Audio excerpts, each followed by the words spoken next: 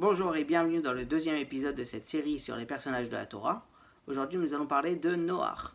Alors, Noach est le descendant d'une famille de tzadikim. Son arrière-grand-père Hanor et son grand-père Methuselah étaient des grands tzadikim et son père Lamer. Noach est le premier homme qui naît avec les doigts séparés et non palmés comme les êtres humains jusqu'à ce moment-là. Et il est aussi le créateur des premières machines agricoles. À l'âge de 480 ans, Hachem lui annonce à lui ainsi qu'à son grand-père qu'il va détruire la terre. Là, il se réfugie seul et Hachem lui demande de construire la Teva, l'arche.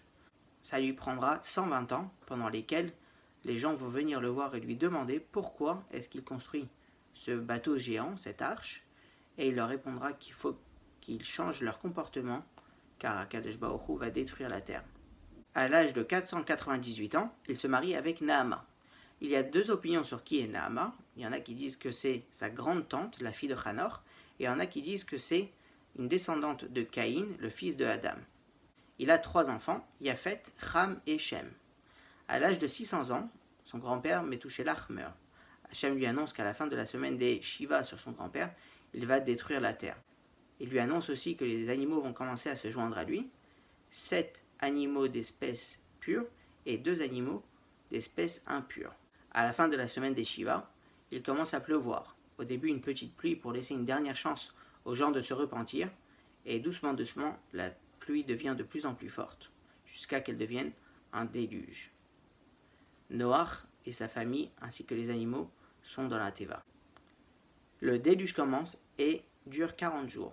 Ils sont dans l'obscurité et ils n'ont qu'une pierre précieuse qui brille et qui leur amène un peu de lumière. Ils travaillent extrêmement dur pour s'occuper des animaux et des habitants de la Teva. D'ailleurs, un jour, il arrive en retard pour le repas du lion et il est blessé. Au bout de presque un an, il envoie le corbeau pour voir l'état de la terre, mais le corbeau refuse de sortir de la Teva. Il envoie alors la colombe qui part mais qui revient n'ayant pas trouvé d'endroit où se poser. Une semaine plus tard, il renvoie la colombe et la colombe revient avec une branche d'olivier. Une semaine plus tard, il la renvoie et elle ne revient plus. Hachem ordonne alors à Noach de sortir de l'arche. Il sort de l'arche et il offre des sacrifices. Hachem lui promet alors de ne plus détruire la terre de cette façon, mais d'envoyer un arc-en-ciel pour montrer quand il est en colère. Il lui demande aussi de repeupler la terre et lui permet de manger la viande, quelque chose qui était interdit jusqu'à ce moment-là. Il lui interdit par contre de manger de la viande d'une créature vivante et lui rappelle qu'il est interdit de tuer. C'est à ce moment-là qu'il commence à y avoir des saisons. Il plante une vigne et Satan vient lui proposer son aide. Il amène 4 animaux consécutivement. Le premier, un mouton. Le deuxième, un lion. Le troisième, un singe. Et le quatrième, un cochon. Il les tue, verse le sang l'un après l'autre sur la vigne et la vigne pousse de plus belle. Il est ramené qu'une personne qui boit un verre de vin devient doux comme un agneau. Si il en boit un deuxième, il devient arrogant et bruyant comme un lion. S'il en boit un troisième, il devient ridicule comme un singe. Et s'il en boit un quatrième, il devient sale comme un cochon. Noach boit du vin, devient saoul, s'endort et se dénude. Son petit-fils Kénaan et son fils Ham viennent dans la tente et se moquent de lui. Yaphet et Shem rentrent dans la tente à reculons et couvrent la nudité de leur père. Quand Noach se réveille, il va maudire Ham et Kénaan et bénir Yaphet et Shem.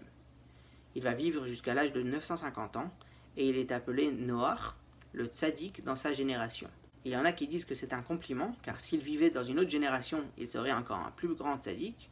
Et il y en a qui disent que c'est une critique, car s'il serait dans une autre génération, il serait un homme normal. On mentionne cet avis négatif car un tzaddik a une responsabilité sur les gens de sa génération. Noach n'a réussi à sauver que sa famille et les animaux. Merci à vous de nous avoir suivis et à très bientôt pour un nouvel épisode. Vous pouvez nous suivre sur notre chaîne YouTube.